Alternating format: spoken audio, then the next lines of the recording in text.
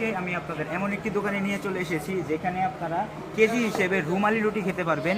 আর এটা আমি আপনাদের গ্যারান্টি দিতে পারি, এখানে আসলে আপনারা খেলে ছেড়ে দিল ভিডিওটাতে আবার স্টার্ট।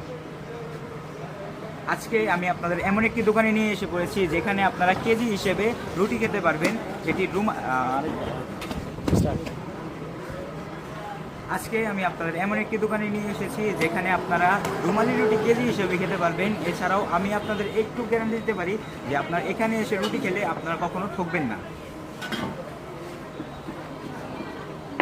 এদিকে হ্যাঁ, সুন্দর সুন্দর। একটা জিনিস জিজ্ঞাসা করা ছিল, এই দোকানটা কত বছর পুরানো?